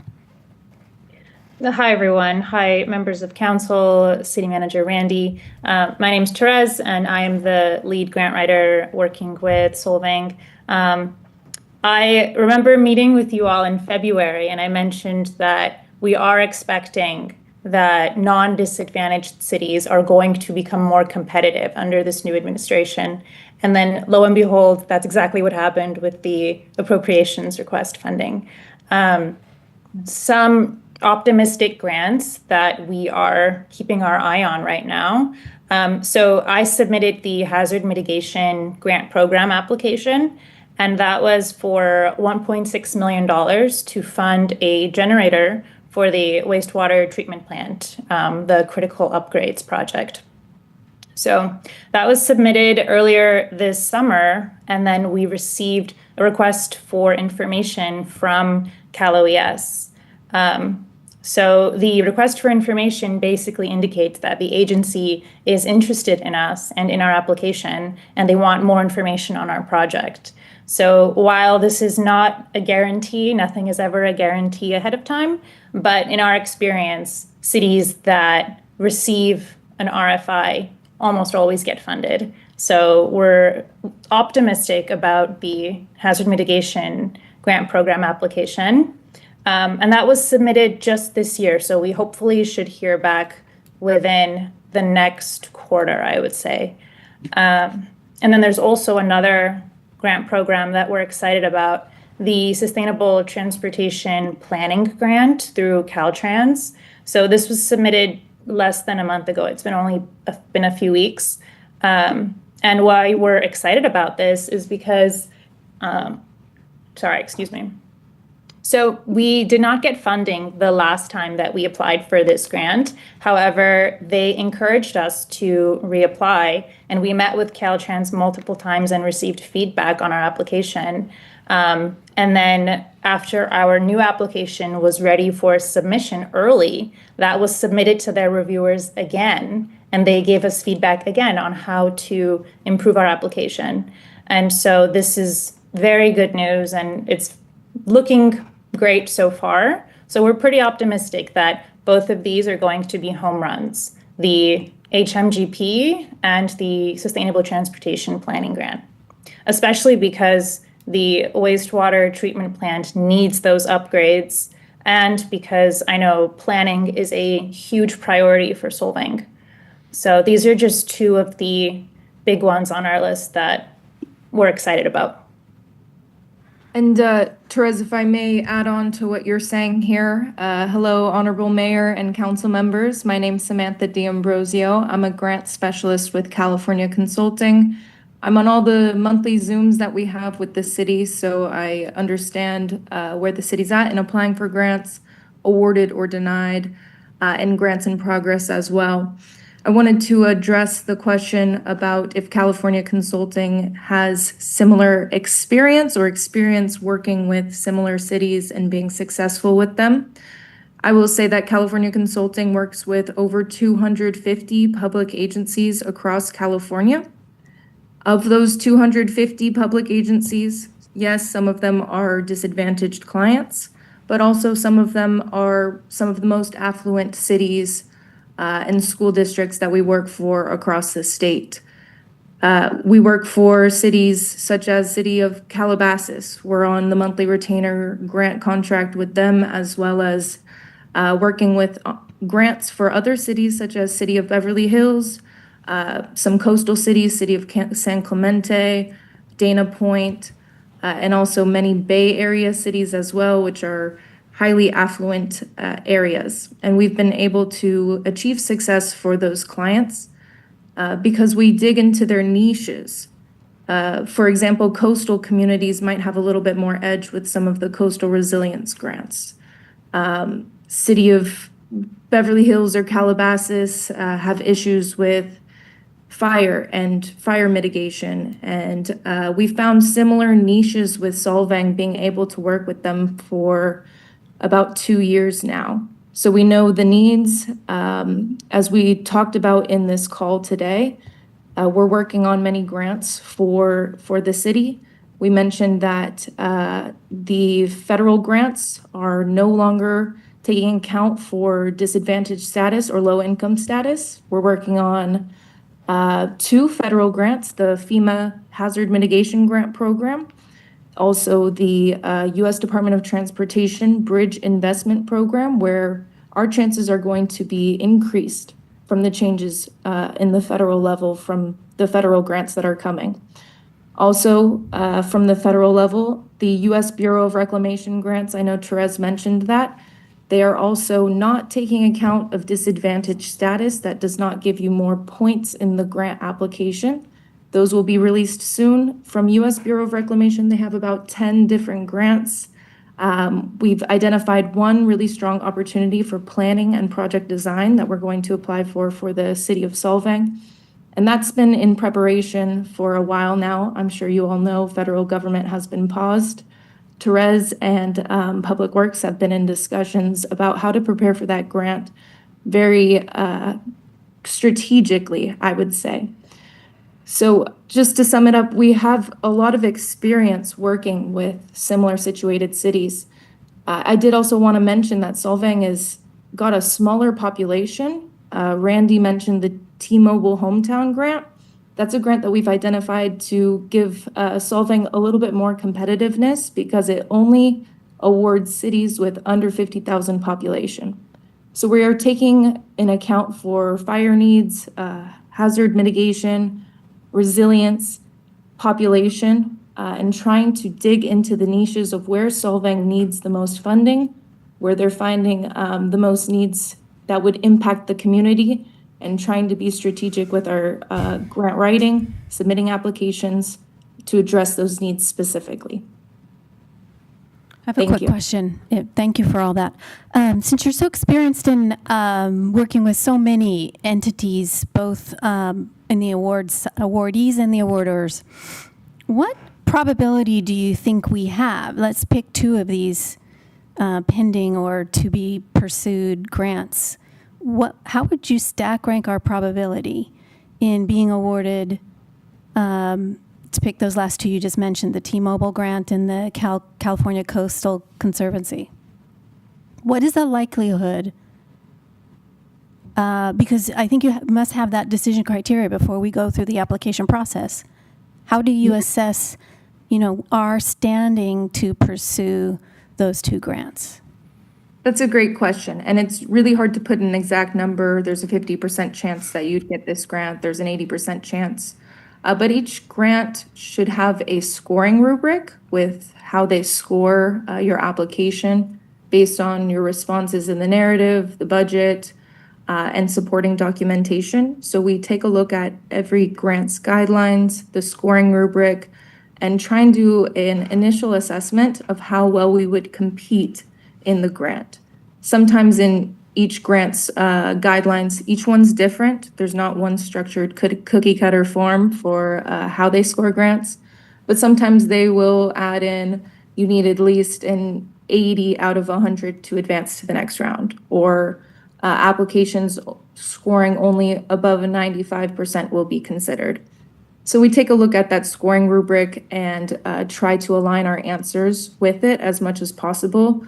And we can kind of do an initial assessment to see how well the grant will actually score before submitting it. So I know this is work to be done. Do you have a preliminary score for those two grants for Solvang? Therese, I'll let you answer that one. I don't know if you looked at the guidelines yet. It's included in our agenda as work to be performed. I had concerns about those two examples because I'm not sure we fall into the coastal radius for the conservancy. And Yes. the T-Mobile is looking for shovel-ready projects. We called out the library, but we don't have a new location or a budget even identified. I don't know that would be considered a shovel-ready project. Yeah, that's also good points. The T-Mobile Hometown Grant, for that reason, has been delayed. It's a rolling grant, so they accept applications on a quarterly basis. We did notify the city of those requirements. You need 5 letters of support.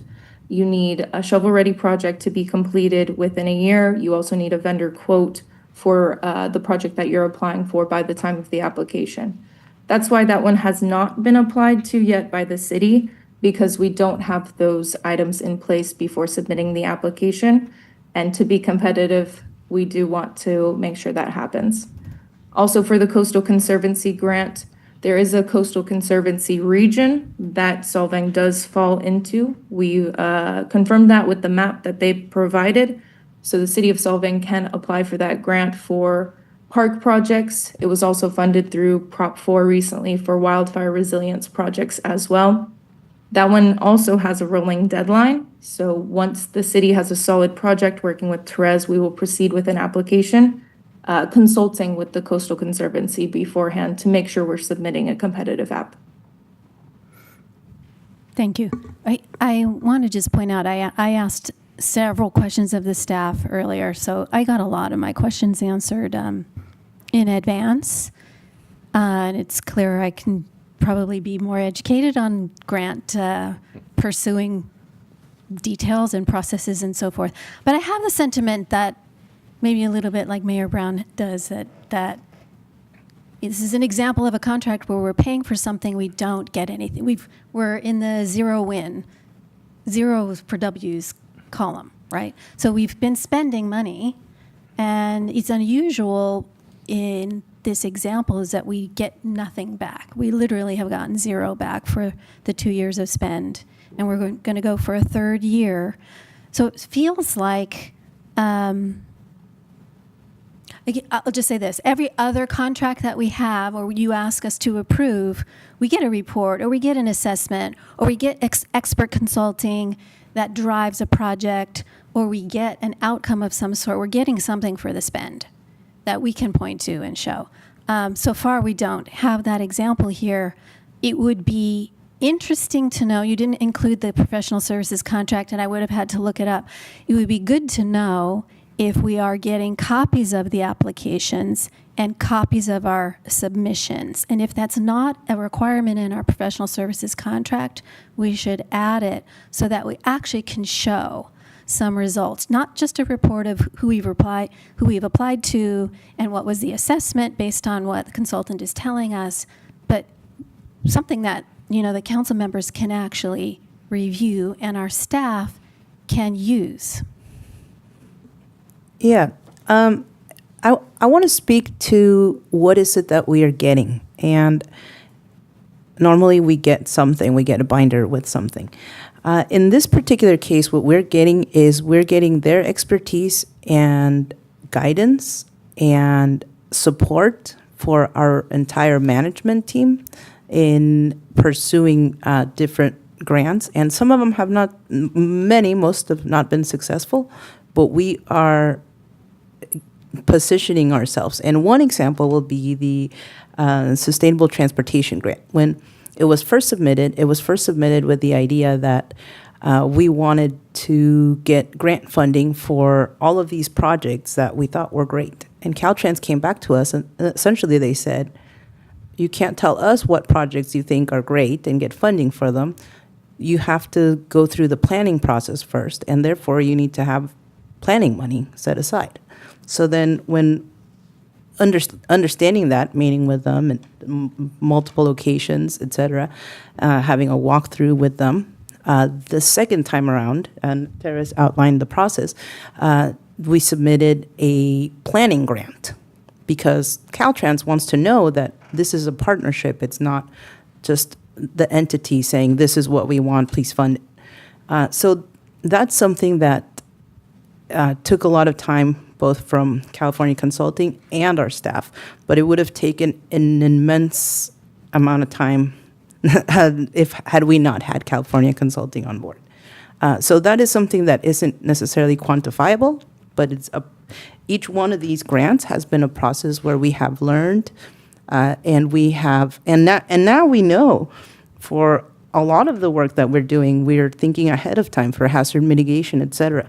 We go, are we doing the planning first? Do we have our ducks in a row before we can ask for money for an actual project? But we couldn't have known that necessarily if we had in our silos banged our head against the wall and gotten, planning applied for a grant and didn't get something. Utilities applied for a grant and didn't get something until we can work all together and put this big strategy together. I think it just comes back to I think the question the mayor was asking is, are we in alignment and are we the right fit? And how do we know that? Because it's hard not to feel like we're buying ourselves a hammer and we're just looking around for nails. So just. Yes.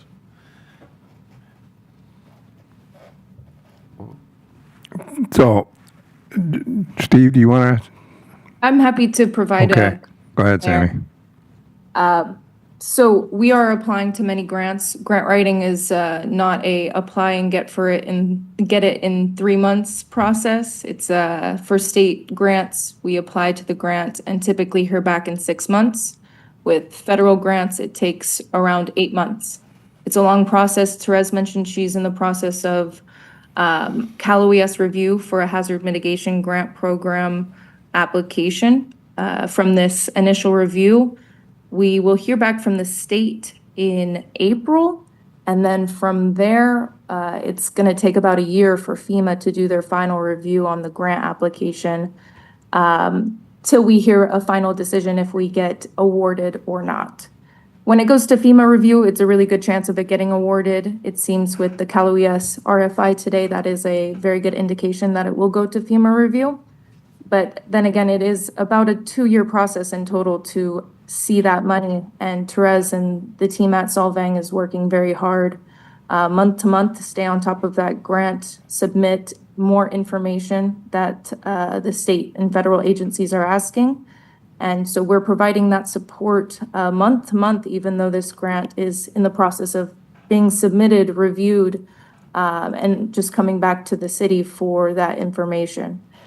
Additionally, in that process that we're hearing reviews 6 to 8 months for these grants, we're submitting more applications time and time again, learning the city a little bit more, notifying the city of the funding opportunities that are out there, and making strategic decisions on projects to apply for.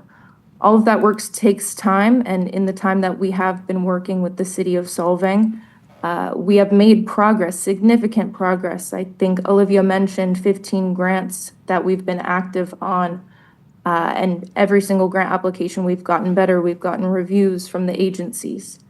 I do also want to mention that Therese worked tremendously on getting the congressional earmark, the appropriation request approved, and that was over $1 million. And if we include that work in the grant contract, that is a significant return on investment. I believe it's over 900%. The number is for how much the city has paid to California Consulting and how much we brought in with just that one grant award.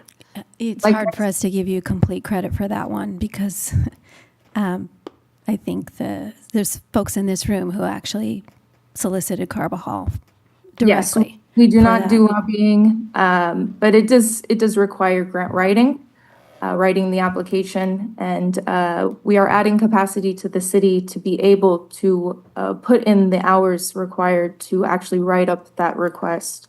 And additionally, with the rest of the applications that we're writing, we are helping staff by using their time wisely with additional grant consulting, grant writing, to put our hours into these grant applications to give the city a chance at funding.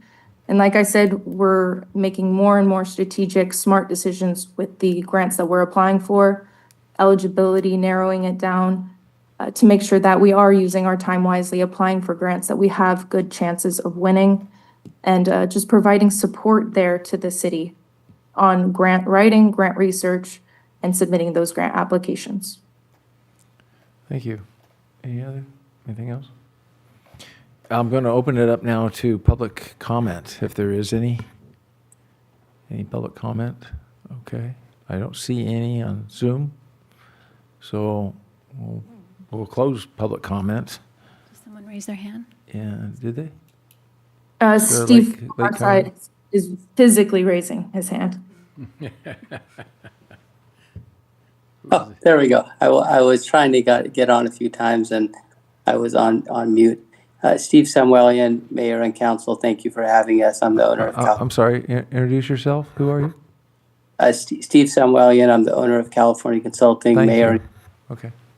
Mayor and Council, thank you. I'm having some voice issues the last few weeks, so I'm sorry. I apologize for my voice, but I just want to say it's a pleasure to work with your city manager and with Randy and Olivia.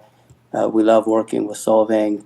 And I do want to make sure that we say on the record that we're not taking credit at all for the congressional appropriation. That was done by your fine member of Congress. We're not a lobbying firm. We don't do any federal or state lobbying of any kind. Your member of Congress and the council members did a great job on that. But Therese did spend countless hours on the language and the application, working with the city team on that. I'm confident, and I've owned the company, founded the company 22 years ago. I'm confident that we will land some major awards for Solvang. The grant writing process has been outlined as a long process. The Cal OES HMGP grant that we had the preliminary good news on, that they're interested in moving your application to the next phase, to phase 2. As Sammy outlined, that's a year and a half more longer process. So unfortunately, grants are not quick. They're not things where we can apply and hear back in 6 months or 8 months, oh, you got funded. Sometimes that happens, and we celebrate when that does happen. We're very happy. But that's not the normal course of business. But I will say we have a 22-year track record of having always delivered for our clients, always brought in more money than our clients pay us.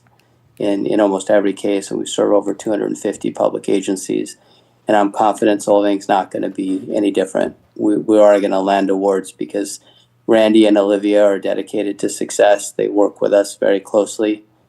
And the work product that was spoken about earlier by a council member, the work product are the 100-page applications, which we have and the city has that are submitted, and the hours and hours and hours, 80, 90, 100 hours that our grant writers spend on one single federal application to submit it. So there's definitely a product. There is a product in hand that has come from the money the city has spent. It hasn't been Zoom meetings, although we do those multiple times a month.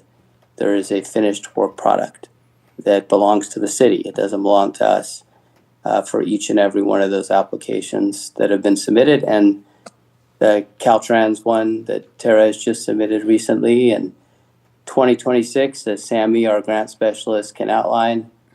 Sammy, I think there's more grants scheduled to come out in 2026 than any year I can remember. We have cybersecurity's coming out, AFG, SAFER. I mean, you can rattle off a list off the top of your head. So 2026 is a year we're very, very excited about. So I'm here. I, again, apologize for my voice, my vocal cords, but I'm happy to do my best to try to answer any questions that the council might have. Thank you. I am going to close public comment. Did anybody have any questions? We'll bring it back to the dais, and if you have any questions or how to move this forward. Any recommendations? Mr. Murphy. I just wanted to point out, actually, we've been under contract with Steve and his group for about a year and a half.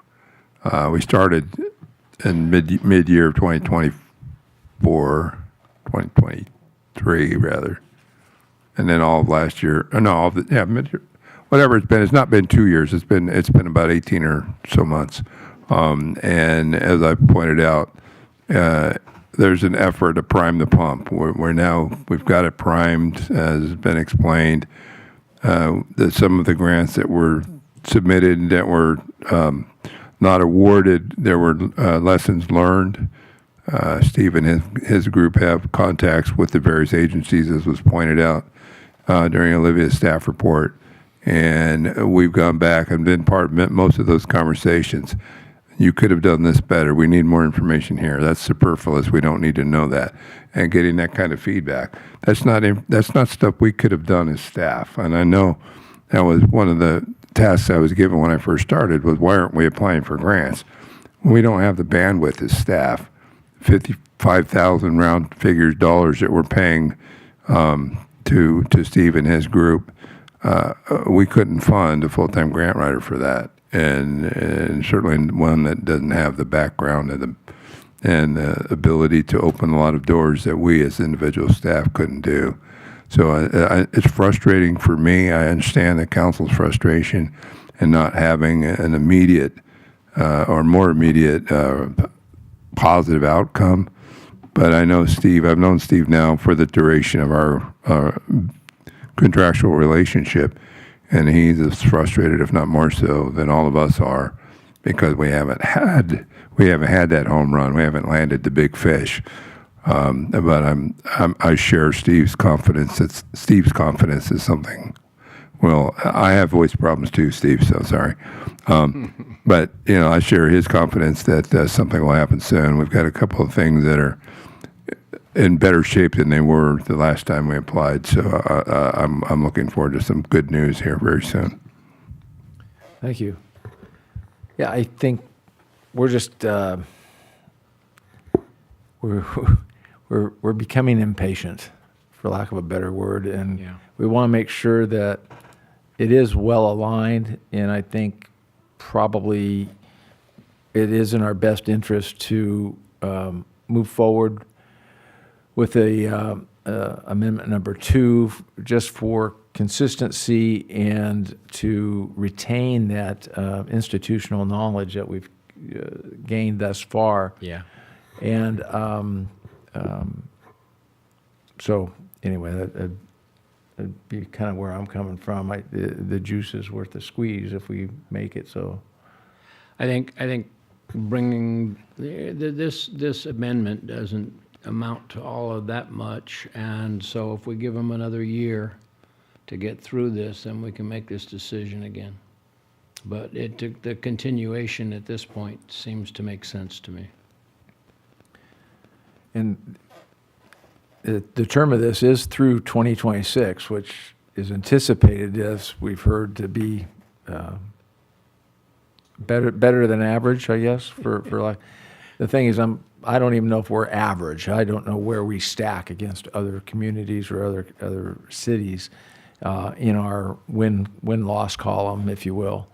So, but I think if we're better off taking the course that we're on than trying to, what's it? If you come to a fork in the road, take it. Yeah. So at any rate, I would move that we approve the amendment number 2 to this professional service contract with California Counseling until December 31, 26. I'll second. It's been moved and seconded to approve the amendment, item 8E. Roll call, please. Councilmember Infante. Yes? Mayor Pro Tem Claudia Rona. Yes. Councilmember Smith. Yes. Councilmember Elizabeth Arona. No. Mayor Brown. Yes. Motion passes 4-1. Thank you, California Consulting. We look forward to many successes, I hope. And thank you for interacting with our staff, and we look forward to the celebrations, as you mentioned, and many of them. Ball's in your court. Thank you, Mayor. The message from the council is received loud and clear, and your city manager articulated it really well. We are frustrated as well. Well, if we go 18 months without landing an award for a city, we're not happy. That's not the standard of success that we've built over the last 22 years. So your message is received. We're also working diligently to turn things around, and we're going to come back to you with positive results, I promise. Thank you. We were moving on to closing comments, council comments. Any closing council comments? I just want to thank everybody that is working so hard to receive all of the visitors and also host the locals live on this holiday season. It can be overwhelming with so many people visiting in town. So yeah, thank you so much for everybody out there that is making Solvang shine this season. And I ask that during the season, our residents and staff, please be patient. We have visitors, and we are their host, if you will. So be as hospitable as possible, and not lose your cool when somebody cuts you off or you miss the red light or something. Please be patient. And well, in final comments, I would like to wish all of us a blessed and joyful holiday season and a wonderful new year. I think you guys are doing a great job. I hope everybody has a great Yule Fest. And I think the road closures are actually quite positive. And notice the traffic and the parking support over the weekend. Super helpful. So keep it up, guys. I know it's a lot of work. It's a big season for us. And everybody have a great holiday. Happy holidays for me too. Thanks, Chelsea. Happy holidays, everybody. Thank you so much. We are adjourned at 8:30. Thank you very much.